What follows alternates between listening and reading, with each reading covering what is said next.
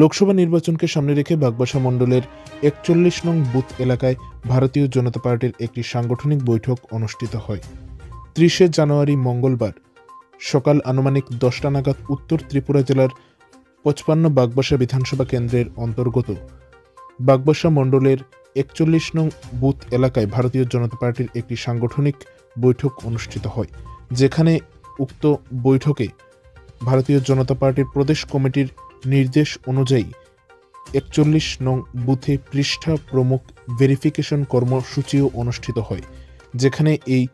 সাংগঠনিক বৈঠকে উপস্থিত ছিলেন বাগবাসা মণ্ডলের সাধারণ সম্পাদক বিশ্বজিৎ নাথ কনক সহ ৪১ নং বুথের